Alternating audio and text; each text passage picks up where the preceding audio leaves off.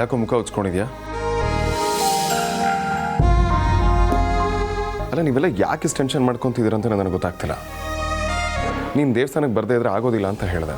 ನಾನು ಬಂದೆ, ಅದರಲ್ಲೇನು ನಡೀಲೇ ಇಲ್ವಲ್ಲ. ಈಗ ನಡಿಬೇಕಾಗಿರೋದು ಬೇರೆ ಕಡೆ ಅಗ್ರಜ. ಕಮಾನ್ ವಿಕ್ರಾಂತ್, ಯಾಕೆ ಎಲ್ಲರೂ ಒಂಥರ ಆಡ್ತಿದ್ದೀರಾ? ಅಮ್ಮ ಹತ್ರ ಮಾತಾಡೋಣ ಅಂದ್ರೆ ಅಮ್ಮ ಮಾತಾಡ್ತಿಲ್ಲ. ಆದ್ಯ ಕೇಳಿದ್ರೆ ನನಗೇನು ಅರ್ಥ ಆಗ್ತಿಲ್ಲ ಅಂತ ಹೇಳ್ತಿದ್ದಾಳೆ. ಇನ್ನು ಬಜಾರಿ ನಾನೇನು ಕೇಳೋದಕ್ಕೆ ರೆಡಿ ಇಲ್ಲ ಅಂತ ಹೇಳ್ತಾಳೆ. ನೀನು ದೇವಸ್ಥಾನದಲ್ಲಿ ಟೆನ್ಷನ್ ವಾತಾವರಣ ಇದೆ ಅಂತ ಹೇಳಿದ್ದೆ.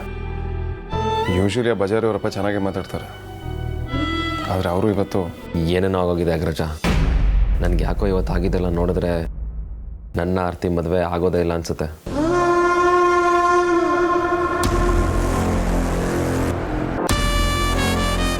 ನಿಂಗೇನಾದರೂ ತಲೆ ಕೆಟ್ಟಿದ್ಯಾ? ಮತ್ತೆ ಶುರುವಾಯ್ತಾ ನಿಂದು? ಆರತಿ ಮದುವೆ ಬಗ್ಗೆ ಅವ್ರ ಮನೇಲಿ ಯಾವ ಪ್ರಾಬ್ಲಮ್ಸೂ ಇಲ್ಲ. ಇನ್ನು ನಮ್ಮನೇಲಿ ಅಮ್ಮನೂ ಮದುವೆಗೆ ಒಪ್ಪಿದಾರಲ್ಲ, ಇನ್ನೇನು ತೊಂದರೆ? ಆ್ಯಕ್ಚುಲಿ ಅದೇ ಏನು ಅಂತ ಮನೆಯವರೆಲ್ಲ ಸೇರಿ ಒಂದು ನಿರ್ಧಾರಕ್ಕೆ ಬಂದಿದ್ದೀವಿ. ಇದು ಬಿಕ್ಕಿ ಮತ್ತು ಆದ್ಯ ಆಸೆ ಕೂಡ. ನಿರ್ಧಾರನ? ಏನಮ್ಮ ಅದು? ನಾನು ಹೇಳೋದಕ್ಕಿಂತ ವಿಕ್ಕಿ ಹೇಳಿದ್ರೇ ಚೆನ್ನಾಗಿರುತ್ತೆ. ನೀನೇ ಹೇಳವಿಕ್ಕಿ. ಅದು ಅಗ್ರಜ, ನನ್ನ ಮತ್ತು ಆರ್ತಿ ಮದುವೆಗಿಂತ ಮುಂಚೆ ನೀನು ಮದುವೆ ಆಗಬೇಕು.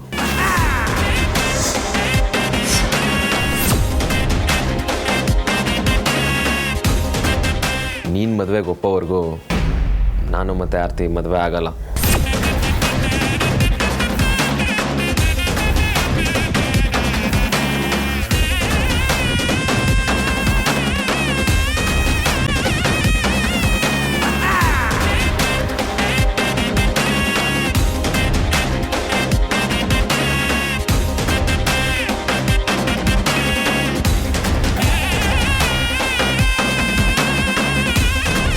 ಇವನೇನು ಮಾಡ್ತಿದ್ದಾನೆ? ಏನು ಹೇಳ್ಬೋದು?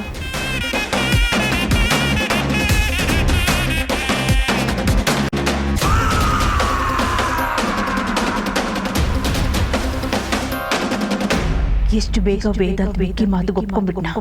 ಹಾಗಿದ್ರೆ ನನಗೆ ಕ್ಯಾಲ್ಕುಲೇಟ್ ಮಾಡಿದ್ದೆಲ್ಲ ಹಾಳಾಗೋಗುತ್ತಾ? ನಿಜ ಅಗ್ರಜ, ನಮ್ಮ ನಿರ್ಧಾರಕ್ಕೆ ಕಾರಣ ಇದೆ. ನೀನು ಮದುವೆ ಆದಮೇಲೆ ನನ್ನ ಮದುವೆ.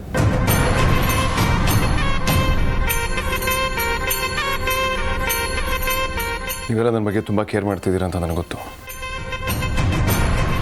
ನಾನು ನಿಮ್ಮ ಹತ್ರ ಹೇಳ್ಕೊಳ್ದೇ ಇರ್ಬೋದು, but I love you guys a lot.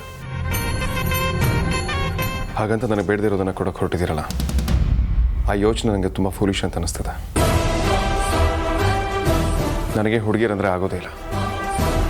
ನನಗೆ ಹುಡುಗಿರಲ್ಲಿ ಇವತ್ತವರೆಗೂ ಒಬ್ಬಳು ಕೂಡ ಫ್ರೆಂಡ್ ಇಲ್ಲ. ಅದು ನನಗೆ ಬೇಕಾಗೂ ಇಲ್ಲ. ಹಾಗಿರುವಾಗ ನಾನು ಮದುವೆ ಆಗಬೇಕು ಅಂತ ನೀವು ಬಯಸೋದು just stupidity. I am not ready for it. ಇದು ಯಾವುದೇ ಕಾರಣಕ್ಕೂ ಆಗೋದಿಲ್ಲ.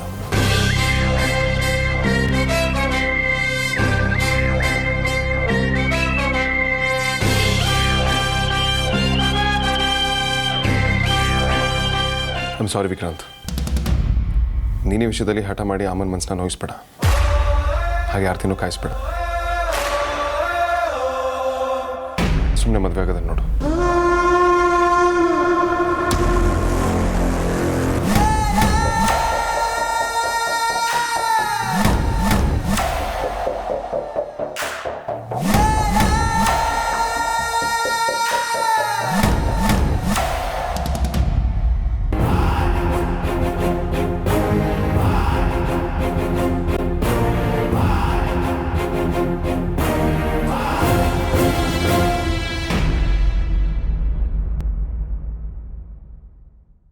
ಅಪ್ಪ, ಊಟಕ್ಕೆ ಬನ್ನಿಪ್ಪ.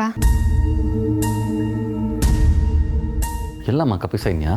ಶಬ್ದನೇ ಇಲ್ಲ. ಅಮ್ಮ ತಲೆನೋವು ಅಂತ ಮಲಗಿದ್ದಾರೆ. ಅಕ್ಕ ಮೂಡಿಲ್ಲ, ಆಮೇಲೆ ಊಟ ಮಾಡ್ತೀನಿ ಅಂತ ಸಪ್ಪಗೆ ಕೂತಿದ್ದಾಳೆ. ಅವಳು ನೋಡಿ ಇವರಿಬ್ಬರು ಹಾಗೆ ಕೂತಿದ್ದಾರೆ. ನೀವು ಊಟಕ್ಕೆ ಬಂದರೆ ಎಲ್ಲರೂ ಊಟಕ್ಕೆ ಬರ್ಬೋದೇನೋ ಅಂತ ಕರೆಯೋದಕ್ಕೆ ಬಂದೆ. ಅಮ್ಮು, ಬಾಮ್ಮ ಇಲ್ಲಿ.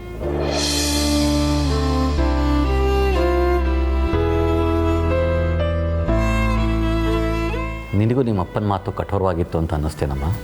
ಅಯ್ಯೋ ಇಲ್ಲಪ್ಪ, ವಿಕ್ಕಿ ಬಾಬನಮ್ಮ ಏನೇನು ಮಾಡಿದ್ರು ಅಂತ ನಾನು ನೋಡಿದೆ. ನನಗೂ ಬೇಜಾರಾಯ್ತಪ್ಪ. ಆದರೆ ಅಕ್ಕಂಗೆ ಬೇಜಾರಾಗಬಾರ್ದು ಅಂತ ತುಂಬ ಕಂಟ್ರೋಲ್ ಮಾಡಿಕೊಂಡೆ. ಗೌತಮ್ ಒಳ್ಳೆಯವನು ಅಂತ ಸಂಬಂಧ ನೋಡಿ ಒಂದು ತಪ್ಪು ಮಾಡಿದ್ದೀನಿ. ಮತ್ತೆ ಎಡವಬಾರ್ದು ಅನ್ನೋದಷ್ಟೇ ನನ್ನ ಕಾಳಜಿ. ನಾವು ಹೇಳಿದ್ದು ನಡಿಬೇಕು ಅಂದರೆ ಒಂದು ನಮ್ಮ ಹತ್ರ ತುಂಬ ದುಡ್ಡಿರಬೇಕು, ಎಲ್ಲ ಅಧಿಕಾರ ಇರಬೇಕು. ಎರಡೂ ಇಲ್ಲ ಅಂದರೆ ನಮ್ಮ ಮಾತಿಗೆ ಬೆಲೆನೇ ಇರಲ್ಲ. ಜೊತೆಗೆ ನಮಗೊಂದು ಫೇವರ್ ಆಗಬೇಕು ಅಂತಿದ್ರೆ ಇನ್ನೊಬ್ಬರು ಹೇಳೋದನ್ನು ಕೇಳದೆ ಬೇರೆ ಆಪ್ಷನ್ನೇ ಇರಲ್ಲ.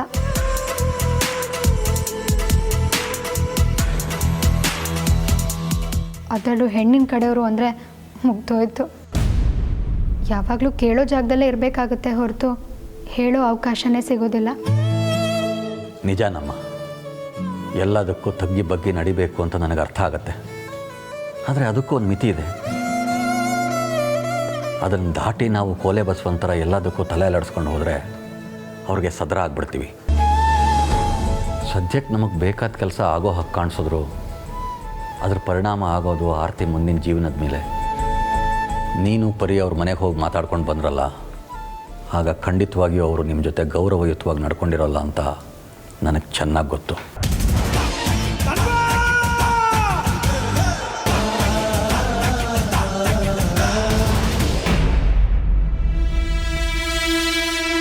ಇಲ್ಲಪ್ಪ, ಹಾಗೇನಿಲ್ಲ. ನಮಗೆ ನೋವಾಗುತ್ತೆ, ನಾವು ನೊಂದ್ಕೋತೀವಿ ಅಂತ ನೀವು ನಿಮ್ಮ ಬೇಜಾರನ್ನು ಮುಚ್ಚಿಟ್ಟಿದ್ದೀರಾ ಅಂತಲೂ ಗೊತ್ತಮ್ಮ.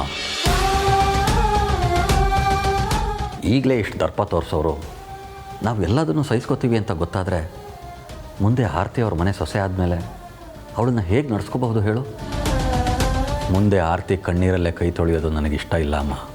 ನನಗೆ ಗೊತ್ತಪ್ಪ, ನೀವೇನೇ ಯೋಚನೆ ಮಾಡಿದ್ರು ಅದು ನಮ್ಮ ಒಳ್ಳೆದಕ್ಕೆ ಅಂತ. ನಿಜ ಕಂದ, ನನ್ನ ತಲೆಯಲ್ಲಿ ನೀವು ಚೆನ್ನಾಗಿರಬೇಕು ಅನ್ನೋ ಆಲೋಚನೆ ಬಿಟ್ಟು ಇನ್ನೇನು ಬರೋಲ್ಲ. ನಾನು ಏನೇ ನಿರ್ಧಾರ ಮಾಡಿದ್ರೂ ಅದು ನಿಮ್ಮ ಒಳ್ಳೆಯದಕ್ಕೇನೆ.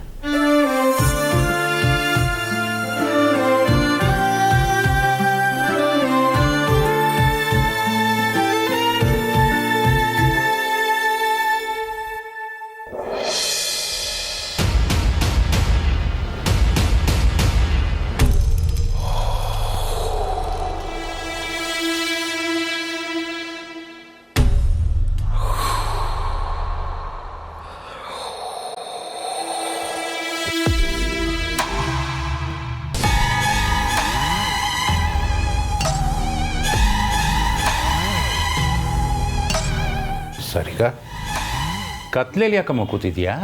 ನಾನಿವತ್ತೊಂದು ಕೆಲಸ ಮಾಡಿದೆ ಡ್ಯಾಡ್. ಅದರಿಂದ ನಾನು ಏನು ಸಾಧಿಸ್ಬೇಕು ಅಂದ್ಕೊಂಡಿದ್ನೋ ಅದನ್ನು ಸಾಧಿಸ್ದೆ. ಆದರೆ ಅದ್ರ ಜೊತೆಗೆ ಸುವಾಸಿನಿ ಆಂಟಿ ನನ್ನನ್ನು ಹೇಟ್ ಮಾಡೋ ಥರ ಮಾಡಿಕೊಂಡೆ ಅಂತ ಅನ್ನಿಸ್ತಾ ಇದೆ ಡ್ಯಾಡ್. ಅದನ್ನೇ ಯೋಚನೆ ಮಾಡ್ತಾ ಇದ್ದೆ.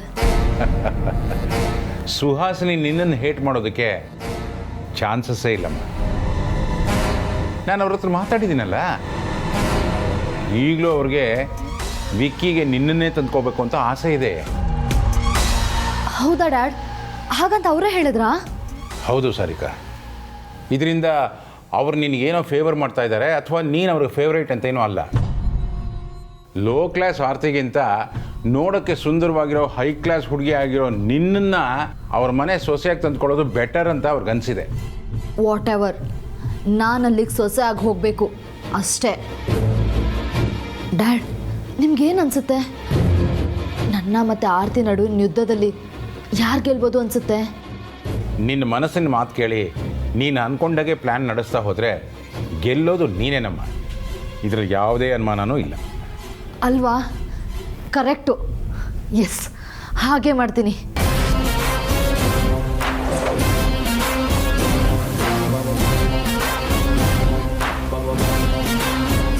What is this? 1 or 2 days it's okay. 15 ದಿನ ಲೀವ್ ಕೇಳಿದ್ದೀರಾ?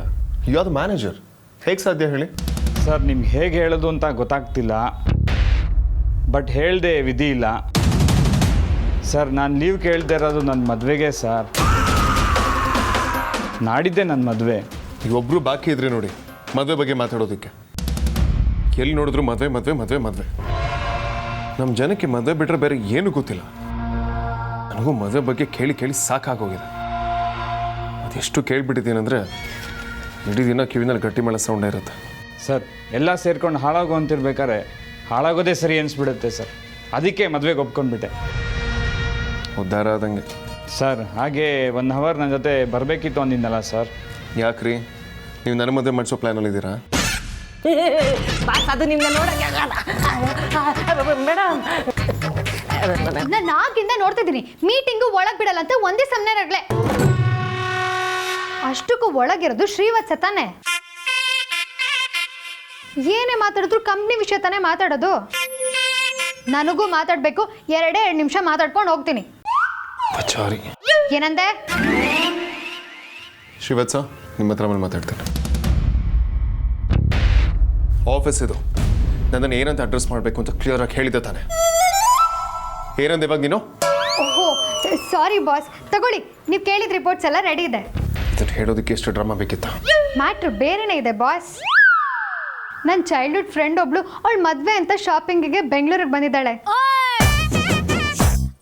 ಲಂಚ್ ಅವರಲ್ಲಿ 2 hours ಹೋಗಿ ಬರ್ತೀನಿ ಅಂತ ಇನ್ಫಾರ್ಮ್ ಮಾಡಕ್ಕೆ ಬಂದೆ. ಒಂದು ನಿಮಿಷ ನಿಂತ್ಕೊ. ಇಲ್ಲಿ ಇನ್ಫಾರ್ಮ್ ಮಾಡಿ ಹೋಗೋದಕ್ಕೆ ಬಾಸು ನೀನಲ್ಲ, ನಾನು. ನೀನು ರಿಕ್ವೆಸ್ಟ್ ಮಾಡ್ಕೋಬೇಕು. ದೊಡ್ಡದಾಗಿ ಹೊರಟ್ಬಿಟ್ಲು.